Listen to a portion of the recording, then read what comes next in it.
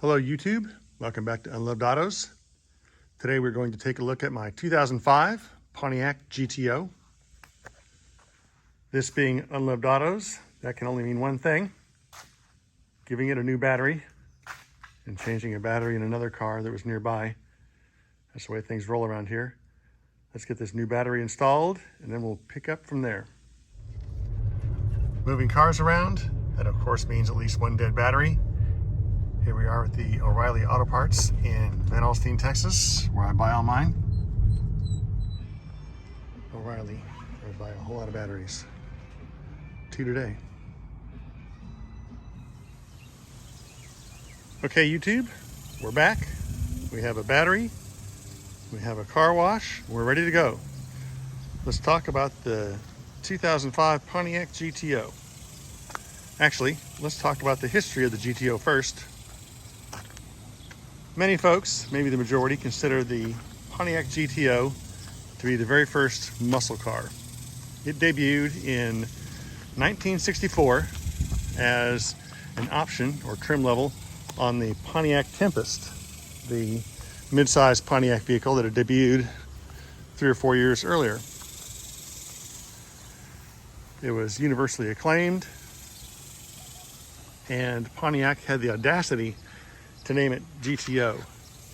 GTO stood for and stands for Gran Turismo Omologato, which is what the Italians at Ferrari named one of their cars back in those days. So here was Pontiac saying that they were like Ferrari. Pretty gutsy move. At least in terms of sales and history, it definitely paid off.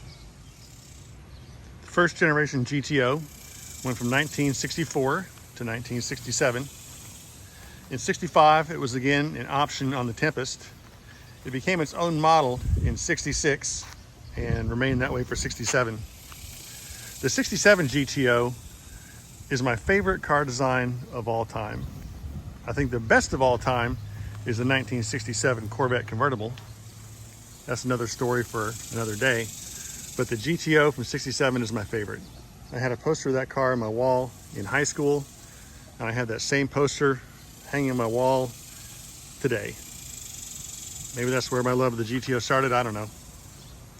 Anyway, the second generation started then in 1968, went until 1972.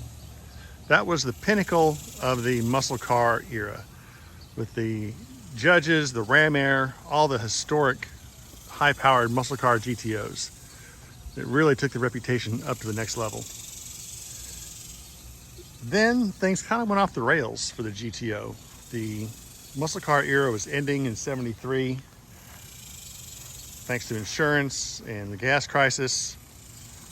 And we got a one-year generation. The 1973 GTO was on the Colonnade platform that GM unleashed that year. Basically, it was a Le Mans with some GTO stickers and some things added to it. Really a change of pace. I thought it was pretty cool, but the public didn't. Sales weren't too hot. Then for the next year, 74, we had another one-year generation. It's like Pontiac couldn't decide what they wanted to do with the GTO at that point. And the 74 was basically a Nova. It was an option, again, no longer its own model, just an option on the Pontiac Ventura. And whereas the 73 had the 400 and the 455 engines, just like the previous generation, the fourth gen, the 74, had only a 350 engine in it. Kind of a big fall. Now personally, I love the 74 GTO. I would love to have one. Not many are out there. They sold very poorly. Most were junked, rusted out, hard to find.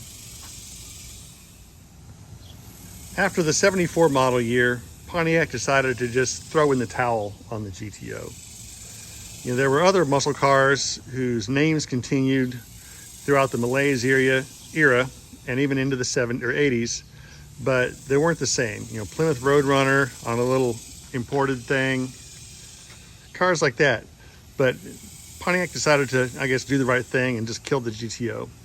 Until it came storming back in 2004, the 5th generation, long awaited. In 2004, Chevy had killed off the Camaro and Pontiac killed off the Firebird Trans Am. So they needed a rear-wheel drive sporty vehicle to fill that slot in the market and didn't have anything sitting around. They put on their thinking caps and said, hey, wait a minute, we have a subsidiary in Australia, Holden, and they're making these kinds of cars. Let's just import them into the US and see what happens. So what we have here is the Holden Monaro, or Monaro, I'm not sure how to pronounce it, in Australia, that they slapped on some Pontiac badges, took off the Holden grille, changed it from right-hand drive to left-hand drive, and brought it to the US. Pontiac was hoping to sell 18,000 or so GTOs that first year, and they didn't quite hit that mark, coming in at under 14,000. The exact number was 13,569. It had the 5.7 liter LS1 Chevy motor in it. Pretty nice little motor. And among the criticisms of the car were that it didn't look like a GTO. People had in their mind how a GTO should look. And it had a big flat hood. The exhausts weren't that cool looking. Wheels weren't bad. Looked like these. But it just didn't really take off. So for 05, Pontiac decided to switch things up a little bit. Changed up the exhaust, put some hood scoops on it, which I love the hood scoops, fake or not. I'm a sucker for that kind of thing. Look at that, those things are awesome. And so very Pontiac. Also for 05, and frankly more importantly, they switched to the 6.0 liter LS2 engine, which was phenomenal. Those folks at GM know how to make a motor. I'm a Ford guy. Man, love this engine. A little bit of trivia for you. The hood scoop that I mentioned a minute ago, it was possible to order that from the factory deleted, but almost no one did. Only 24 of the 11,069 cars sold that year had the hood scoop delete. Crazy. For 2006, the final year of the GTO, it was mostly a carryover. Engine stayed the same. Most things stayed the same. What did change, mine's an 05. You see here the taillights are a nice red color. They switched to a blacked out color for the final year. Very distinctive, a way to tell them apart. One non-stock item about this car, other than the exhaust, is the yellow GTO you see at the bottom there. That was something that the previous owner had done to this car. The 2006 GTO sold 13,948 examples. Not bad. Not great, but not bad. And then it was killed, partly because Pontiac was in the process of dying anyway, and actually more so because the cars needed to be updated in terms of airbag safety for 2007. These cars couldn't meet that, and it would have cost too much to make them work, so they just killed them instead. The Holden version, I understand, did not have this big wing on the back, and it is a big wing. I like it. Like I said, I like scoops, wings, stickers, but it does make it a little tough to see out the window. The rear window when you're driving, it takes up a lot of space. There were a lot of people in the US when the GTO came out who, for whatever reason, thought it would be cooler to make their car back into a Holden. They removed the GTO badges, the Pontiac badges, the grille, and they ordered the parts from Australia and installed them on the car. For that reason, you'll see come up for sale periodically. 04 to 06 GTO, badge says a Holden. Very neat, kind of different. I respect it. One thing that drove me crazy, and you'll hear the full story here shortly about these cars, was when they came to the US, they made the tires a little bigger, and it caused a strut rub problem. What happened was that the insides of the front wheels, one or both, would rub the upper strut, and it would wear on the tire. This would happen during braking or accelerating, turning left or right. And in my case, I had never heard of the issue, but getting ahead of myself. I owned one before this one. And then had a blowout at 7,000 miles.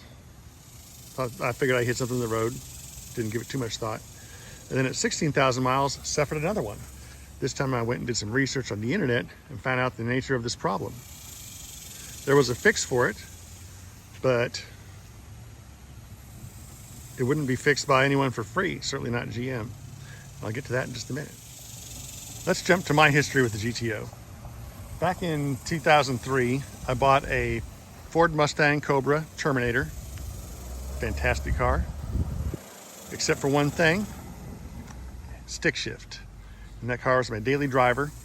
I was driving 30, 35 miles to work every day in very heavy traffic, and that stick just beat me down. I decided I just could not keep doing that every day through that heavy traffic. Enter the GTO. The GTO, wisely, offered both a stick and an automatic. Perfect. I could have similar horsepower, similar glory, but with an automatic I could drive every day. So I went down and I bought my 05 GTO. I wanted the 05, not the 04, because it had the 6-liter engine. And these cars mostly came to the US, fully equipped. There were no real options on them. In the case of mine, the sticker was $34,295, but they weren't selling too well. So we got a bit of a discount and I paid $31,561 for it. I bought that car in April of 2005. It was torrid red. As we know, I love red cars, I love yellow cars, I love gold cars, and I love white cars, and that's about it. Let's take a look at a couple of the things that make the GTO unique. That beep, for one thing. Let me get inside the car. The gauges match the car, sort of, which is pretty neat. 40,866 miles. Now, being made in Australia and not originally intended for import to the US, they had to cut a few corners here and there. For example, the parking brake. It's on the wrong side. It would have cost too much to switch it to the left side when they converted the car from right-hand to left-hand drive, so they just left it over there. They also put the window controls in the middle, so they work for either side that way. So you say you want to hear this car rumble a little bit. This one will satisfy. It has an aftermarket exhaust on it, and it sounds amazing. I'm generally not a huge fan of Chevrolet cars or trucks, but man, this LS2 engine is amazing.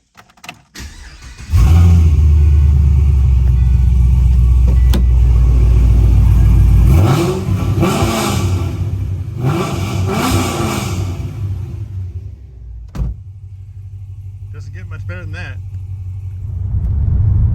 Another thing that they didn't switch on this car when I went to America, look at the gas gauge. It goes the wrong way. Fulls on the left, empties on the right. When my original 05 GTO had the strut rub issue, what I would find with my blowouts was that right here on the inside part of the tire, this would be worn down to the steel belts, even though the rest of the tire was fine. All because of that strut up there. When my original GTO began to have that strut rub problem, it was time to get rid of it. The dealer made me so mad. I took it to the dealer in McKinney, Texas, Lone Star Pontiac, and they took a look at it and said, well, there's no bulletin, there's no recall, we'll sell you a new tire, and that's about it. And they were jerks about it, and so I was fed up. I wasn't gonna go out there and blow a tire at 80 miles an hour and kill myself. I was tired of their nonsense. So a week later, I sold that car and bought it a Jeep Commander, brand new Jeep Commander. That's another story. I always kind of regretted selling the GTO. That's a common theme with these videos of mine. Either cars I wanted to have when I was young and couldn't, or cars that I hadn't sold and wish I had another one back. There's a lot more traffic in downtown Van Alstyne, Texas today than I was expecting. Anyway, so I sold that car. Took me a few years to get over my anger about the way I was treated and the fact that they wouldn't fix that problem. If it hadn't been for, the early days of the internet there, I wouldn't have even known that it was a problem. I had some communications with the National Highway Traffic Safety Administration about it. They had me fill out a form and they asked some questions, and they were doing a full-on investigation. I know there was no recall, and I don't know what they finally did about it, if anything. I know that the aftermarket began to offer kits and ways to fix the problem, and from what I read, most of them had the issue fixed a few years later. Now let's talk about this car. When I decided that I wanted another GTO, I started looking. I knew I wanted an 05 or 06. I wanted the hood scoops. I wanted the 6-liter. This one came up on cars.com. Somewhere in Ohio. I have purchased more cars from Ohio than any other state, and I don't know why. It seems like people there buy some cars, don't drive them in winter, take good care of them, and then sell them to people in Texas. Works for me. This car has 40,000 miles on it. I bought it in May of 2022, so just over 3 years ago. I paid the princely sum of $23,500 for it. A red one like my other one would have been nice, but can't have everything. And like I said, yellow is a good color. Has a black interior. My red one, oh, it's so great. It had a red interior. Just don't see enough red interiors these days. It was so cool. This one was still pretty nice. One thing that differs about this is it has a different grille. The grille here is kind of indented like that. The other one that I had a flush grille. And I'm not sure whether this was a sport package that made this difference or if it was an aftermarket thing. Just not sure. Maybe someone can tell us in the comments. Let's take a look at the inside of this thing. Interior's nice, lovely door panels, good seats, good thick leather. You can see that this car has 40,000 miles on it, but those seats are almost unworn. You just don't see that with many cars, modern or old. I did a different video where I started it up, so we have that done. Back seat's really nice. One odd thing that happened in this car, here's the back seat. Let me go around to the other side and take a look at this. Somehow, the seat back on the passenger side seat fell off. How does that happen? Crazy. Let's see here. There you go, check it out. Thing just fell off. That's a first. Can't be too hard to get back on. That'll be my next project, I guess. I'm going to show you the trunk, except that the button on the inside doesn't seem to open the trunk anymore. Makes a noise, but doesn't actually open it. Look at the key fob. Oh, look at that. The little buttons are missing. That's a problem. And there's no way to open the trunk in the rear with a key. Huh. Need to work on that. Let's start it up again and take a look at the engine.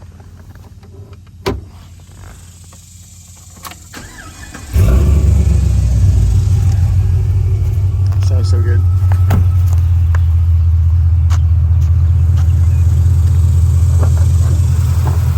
There it is. Look at that. Struts at work. I love that. Struts are good. That is a beauty. LS2 action. This thing is not totally stock. It's had a few things done to it, nothing major.